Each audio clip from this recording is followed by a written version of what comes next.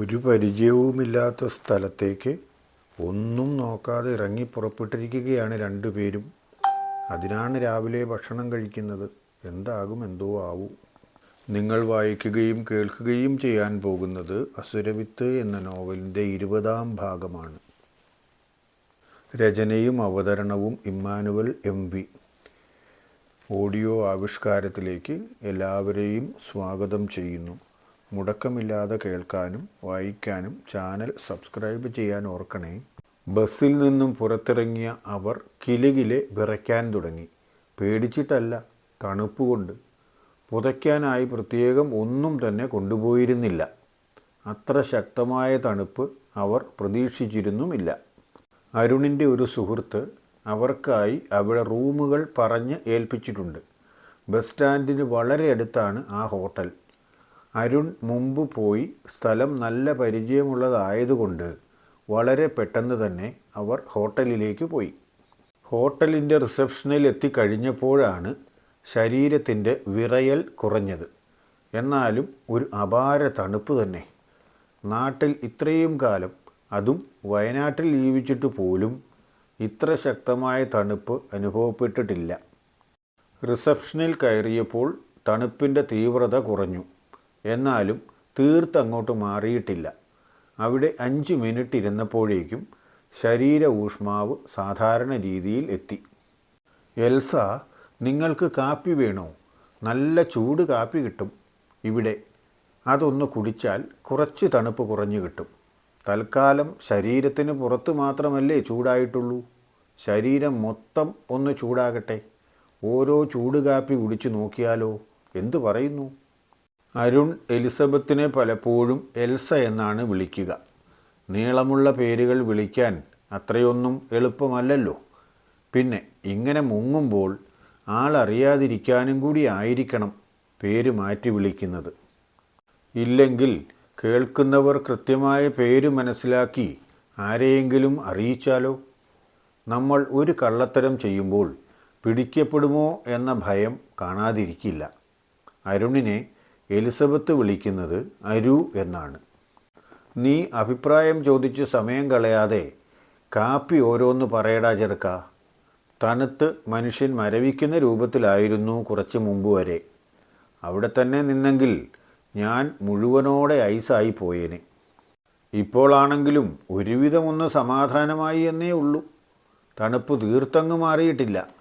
കാപ്പി കിട്ടുന്ന കാര്യം നിനക്കല്ലേ അറിയാമായിരുന്നത്. പെട്ടെന്ന് തന്നെ കിട്ടുമെങ്കിൽ അത്രയും നല്ലത്. പറഞ്ഞു നിന്ന നിമിഷം കൊണ്ട് അവരുടെ മുൻപിൽ ആവി പറക്കുന്ന കാപ്പി എത്തി. കഴിക്കാൻ ചെറുകടി ഉണ്ടായിരുന്നു. എന്നാൽ രാത്രിയിലായതുകൊണ്ട് ഒന്നും കഴിക്കാൻ അവർക്ക് തോന്നിയില്ല. ചൂട് കാപ്പി ഊതി ഊതി കുടിച്ചു. അപ്പോഴേക്കും ശരീരത്തിൻ്റെ തണുപ്പ് കുറെ കുറഞ്ഞു. കാപ്പി കപ്പുകൾ തിരിച്ചു കൊടുത്ത് മുറികളുടെ താക്കോലും വാങ്ങി അവർ 2ാമത്തെ നിലയിലേക്ക് പോയി.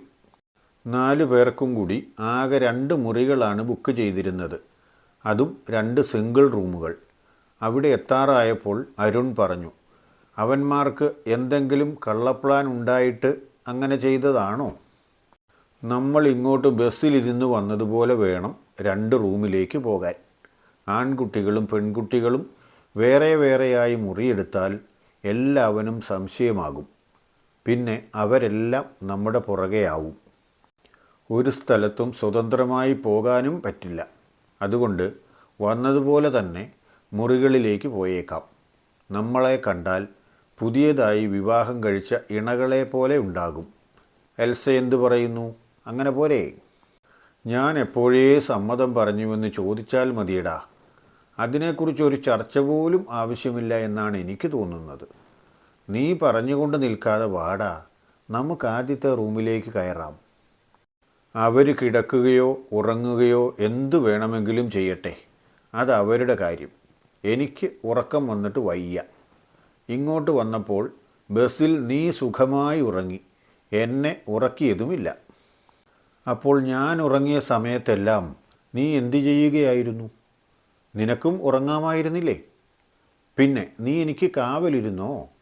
അതിൻ്റെ ആവശ്യമില്ലായിരുന്നല്ലോ. ബസ്സിലായിരുന്നില്ലേ നമ്മൾ? ഞാൻ ഉറങ്ങുമ്പോൾ നീ ഉറങ്ങിയില്ല എന്ന് പറഞ്ഞാൽ തീരെ വിശ്വസിക്കാൻ പറ്റുന്നില്ല. എന്നാലും എൻ്റെ എൽസ എന്നോട് നുണ പറയും എന്ന് പറഞ്ഞാൽ അതും വിശ്വസിക്കാൻ പറ്റില്ല. ആകപ്പാടെ ഞാനിപ്പോൾ വിഷമസന്ധിയിലായല്ലോ. നീ ഹോസ്റ്റലിൽ കൂട്ടുകാരൻ്റെ ദേഹത്ത് കയ്യും കാലും വെച്ച് കിടന്നുറങ്ങുന്നത് പോലെ എൻ്റെ മേത്തേക്ക് കയ്യും വെച്ച് എന്നെ കെട്ടിപ്പിടിച്ച് കിടന്നുറങ്ങി. പോരെങ്കിൽ വണ്ടിയുടെ കുലുക്കവും. പിന്നെ എനിക്കുറക്കം വരുമോ?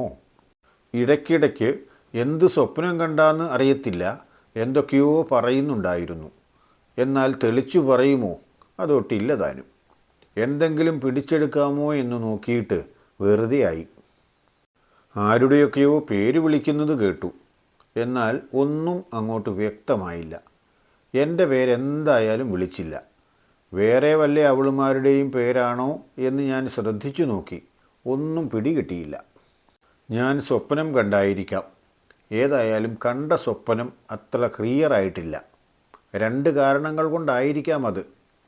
ബസ്സിൽ യാത്ര ചെയ്തുകൊണ്ട് കുലുങ്ങി കുലുങ്ങി സ്വപ്നം കാണുന്നതല്ലേ, അതുകൊണ്ട് കാഴ്ച അത്ര ക്ലിയർ ആവുകയില്ല. കൂടുതൽ ക്ലിയർ ആവാൻ വേണ്ടി കണ്ണാടിയൊന്നും വെച്ചിരുന്നില്ലല്ലോ, അതായിരിക്കാം കാരണം. ന്യായം പറയാതെ വേഗം അകത്ത് കയറി കുളിക്കാൻ നോക്ക്. ചൂടുവെള്ളമുണ്ടോ എന്ന് ഞാൻ നോക്കട്ടെ. അപ്പോഴേക്കും ബാഗൊക്കെ വെച്ച് കുളിമുറിയിലേക്ക് പോകാൻ തയ്യാറായിക്കൂ. ചൂടുവെള്ളത്തിൻ്റെ ടാപ്പ് ഓണാക്കി ഒരു ബക്കറ്റിലേക്ക് വെള്ളം പിടിക്കാൻ തയ്യാറാക്കി വെച്ചിട്ട് അരുൺ പുറത്തിറങ്ങി. എലിസബത്തിനോട് കുളിച്ചുകൊള്ളാൻ പറഞ്ഞു. എന്നിട്ടവൻ മുറിക്ക് പുറത്തിറങ്ങി. അവൻ്റെ ഫോൺ എവിടെയുണ്ട് എന്ന് അവൾ ശ്രദ്ധിച്ചു നോക്കി. ഇവന്മാരെ അങ്ങനെ വിശ്വസിക്കാനും മറ്റും പറ്റുകയില്ല. അകത്തെങ്ങാനും സെറ്റ് ചെയ്തു വെച്ചെങ്കിൽ അയ്യേ, തൻ്റെ കുളിസീൻ അവൻ്റെ കയ്യിലാകും. പിന്നെ അവൻ പറയുന്നതൊക്കെ താൻ അനുസരിക്കേണ്ടി വരും. അവൾ നോക്കിയപ്പോൾ അവൻ്റെ ഫോൺ കട്ടിലിൽ കിടക്കുന്നത് കണ്ടു. സ്വസ്ഥമായി അവൾ അകത്ത് കയറി. എന്നിട്ടും അതിനകത്ത് ഒരു പരിശോധന കൂടി നടത്തിയിട്ടാണ് അവൾ കുളിക്കാൻ തുടങ്ങിയത്. വെക്കം തന്നെ കുളി കഴിഞ്ഞു അവൾ പുറത്തിറങ്ങി. അവൾ ഇറങ്ങിയ ഉടനെ തന്നെ അരുൺ അകത്ത് കയറി. താമസിയാതെ തന്നെ കുളിച്ചു പുറത്തിറങ്ങി വന്നു. പക്ഷേ അപ്പോഴേക്കും എലിസബത്ത് സുഖമായി ഉറക്കം പിടിച്ചിരുന്നു. ചെറുപുഞ്ചിരിയോടെ കിടന്നുറങ്ങുന്ന അവളെ നോക്കി അല്പസമയം അരുൺ ഇരുന്നു. പാവം, പറഞ്ഞത് ശരിയായിരിക്കുമോ? ഹോസ്റ്റൽ റൂമിൽ അജിയോടൊപ്പം കിടക്കും പോലെ താൻ കൈവച്ചതായിരിക്കും. എന്നിട്ടും അവൾ അതെടുത്ത് മാറ്റിയില്ലല്ലോ. പിന്നെ അധികം താമസിയാതെ അരുണും ഉറങ്ങി. അവനും നല്ല ക്ഷീണമുണ്ടായിരുന്നല്ലോ. സൂര്യനുദിക്കുമ്പോഴേ എഴുന്നേൽക്കുന്ന സ്വഭാവം ആർക്കും തന്നെ ഇല്ലാത്തതുകൊണ്ട് അവർ എഴുന്നേറ്റപ്പോഴേക്കും 8 മണിയാകാറായി. അതവരുടെ സാധാരണ സമയമല്ലേ. അരുണിൻ്റെ കൂട്ടുകാരനും അവൻ്റെ അന്നാട്ടുകാരിയായ ഗേൾ ഫ്രണ്ടും രാവിലെ 9 മണിയാകുമ്പോഴേക്കും ഹോട്ടലിൽ എത്തുമെന്നാണ് പറഞ്ഞിരുന്നത്. അരുൺ അത് തലേദിവസം പറഞ്ഞതാണ്. അപ്പോൾ ഇനി ആകെ 1 മണിക്കൂറേ ഉള്ളൂ. എത്രയും വേഗം എല്ലാ കാര്യങ്ങളും നോക്കണം. അവനാണെങ്കിൽ പൂണ്ട ഉറക്കമാണ്. കിടപ്പ് കണ്ടിട്ട് വിളിക്കാൻ തോന്നുന്നു പോലുമില്ല. അവനെ വിളിച്ചെഴുന്നേൽപ്പിക്കാതെ ഇനിയും കിടന്നുറങ്ങാൻ വിട്ടാൽ കാര്യങ്ങളെല്ലാം അവതാളത്തിലാകും. അതുകൊണ്ട് അപ്പോൾ തന്നെ അവൾ അരുണിനെ വിളിച്ചു. ആദ്യമൊന്നും എഴുന്നേൽക്കാൻ അവൻ സമ്മതിക്കുന്നേയില്ല. വീട്ടിൽ ആങ്ങളയെ എഴുന്നേൽപ്പിക്കുന്ന രീതി എലിസബത്തിനറിയാമായിരുന്നു. അതുപോലെ 1-2 തവണ കിടക്കയിലിട്ട് അവനെ ഉരുട്ടി. അപ്പോൾ ഒരുമാതിരി മുരണ്ടുകൊണ്ട് അവൻ എഴുന്നേറ്റു. എന്തൊക്കെയോ കുറേ പറഞ്ഞു. മനസ്സിലായത് കുറച്ചു മാത്രം. ശല്യം, മനുഷ്യനെ ഉറങ്ങാൻ പോലും വിടില്ല എന്നാണ് പറഞ്ഞു കേട്ടത്. എടാ, നിൻ്റെ കൂട്ടുകാരനും ഗേൾ ഫ്രണ്ടും രാവിലെ 9 മണിക്ക് വരും എന്നല്ലേ നീ പറഞ്ഞത്? ഇപ്പോൾ 8 മണിയായി. ഇനി നമ്മൾ റെഡിയാവണ്ടേ? അല്ലെങ്കിൽ അവരിപ്പം വരില്ലേ? ഇന്നത്തെ ദിവസം 1 ആരംഭിക്കേണ്ടതല്ലേ? നിൻ്റെ കൂട്ടുകാരൻ്റെ അടുത്ത് നിന്നും നിനക്ക് നല്ലത് കിട്ടുമായിരുന്നു. അതുകൊണ്ടാണ് നിന്നെ എഴുന്നേൽപ്പിച്ചത്. അല്ലാതെ നീ ഉറങ്ങുന്നതിലുള്ളത് എണ്ണം കൊണ്ടല്ല. സമയം 8 മണിയായിരുന്നു അല്ലേ? ഞാൻ വിചാരിച്ചു വീട്ടിൽ 6:30-ക്ക് വിളിച്ചെഴുന്നേൽപ്പിക്കുന്നത് പോലെ ആയിരിക്കുമെന്ന്. യഥാർത്ഥത്തിൽ വീട്ടിലാണെന്നാണ് ഞാൻ വിചാരിച്ചിരുന്നത്. പെങ്ങളായിരിക്കും വിളിക്കുന്നത് എന്നാണ് ഞാൻ വിചാരിച്ചത്. അവൾക്ക് ഞാൻ ഉറങ്ങുന്നത് കണ്ണെടുത്താൽ കണ്ടുകൂടാ. അതുകൊണ്ടാണ് അവൾ എന്നെ വിളിച്ച് നേരത്തെ ഉറക്കം തെളിക്കുന്നത്. അവൾക്കിട്ട് ഞാനൊരു ചവിട്ടാണ് സാധാരണ കൊടുക്കുന്നത്. നിനക്കിട്ട് അത് തരാത്തത് ഭാഗ്യം. എനിക്കിട്ട് ചവിട്ടിയെങ്കിൽ എപ്പോൾ തിരിച്ചു കിട്ടി എന്ന് ചോദിച്ചാൽ മതി. ഒന്നും വാങ്ങിക്കൊണ്ട് വെറുതെ പോകുന്ന പരിപാടി എലിസബത്തിനില്ല. പലിശ സഹിതം പറ്റിയില്ലെങ്കിൽ പോലും മുതലെങ്കിലും തിരിച്ചു കൊടുക്കും, അതുറപ്പാ. ഏതായാലും പറഞ്ഞത് നന്നായി. അത് കരുതിയിരിക്കാമല്ലോ. സ്വന്തം ശരീരം കളയാൻ ആരും തയ്യാറാവുകയില്ല. കൂടുതൽ വർത്തമാനം പറഞ്ഞുകൊണ്ടിരുന്നാൽ 9 മണിക്ക് അവൻ വരുമ്പോൾ അവൻ്റെ വകയും കൂടി കേൾക്കേണ്ടി വരും. നീ വേഗം തയ്യാറായിക്കൂ. ഞാൻ പോയി ഒരു കാപ്പി കുടിച്ചു വരാം. അപ്പോഴേ എനിക്ക് കക്കൂസിൽ പോകാൻ പറ്റുകയുള്ളൂ. അപ്പോഴേക്കും നീ പോയി ഇറങ്ങിക്കോണം. അത്രയും പറഞ്ഞതും അവൻ എഴുന്നേറ്റ് താഴെ കൗണ്ടറിലേക്ക് ഓടി. എലിസബത്ത് കുളിമുറിയിലേക്കും കയറി. അവൾ പ്രാഥമിക കർമ്മങ്ങളും കുളിയും വേഷം മാറലും കൂടി കഴിഞ്ഞ് അത് കഴിഞ്ഞപ്പോഴാണ് ഒരു മൂളിപ്പാട്ടും പാടിക്കൊണ്ട് അവൻ കയറി വരുന്നത്. നീ വേഷം മാറിയൊരു സുന്ദരിയായല്ലോ. ഇപ്പോൾ കണ്ടാൽ പിടിച്ച് ഒരു ഉമ്മ തരാൻ തോന്നിപ്പോകും. പിന്നെ മുമ്പേ അങ്ങനെ പറഞ്ഞതുകൊണ്ടാണ് ക്ഷമിച്ചു നിൽക്കുന്നത്. അതെന്നെ വേദനിപ്പിക്കുന്ന കാര്യം പറയുമ്പോഴല്ലേ ഞാൻ പകരം തരും എന്ന് പറയുന്നത്. ഇക്കാര്യത്തിലും കറക്റ്റാ. പലിശ സഹിതം തിരിച്ചു തരും. അങ്ങനെയുള്ള കാര്യങ്ങളൊക്കെ ആഗ്രഹിച്ചാൽ അന്നേരം തന്നെ കൊടുത്തേക്കണം. അല്ലെങ്കിലും കൂടെ വന്ന് താമസിക്കുന്നതല്ലേ. അല്ലെങ്കിൽ ഇപ്പോൾ വേണ്ട. ഒന്നും തിരക്കിട്ട് വേണ്ട. വൈകുന്നേരം വിശദമായി സമയം കിട്ടും. അപ്പോൾ നമുക്ക് ഇതും കൂടി ചേർത്ത് തരാം. ഇപ്പോൾ അതിന് നിന്നാൽ അവൻ്റെ ചീത്ത കേൾക്കേണ്ടി വരും. പറഞ്ഞു തീർന്നതും അവൻ ബാത്റൂമിലേക്ക് കയറി. എലിസബത്തിന് നിരാശ തോന്നി.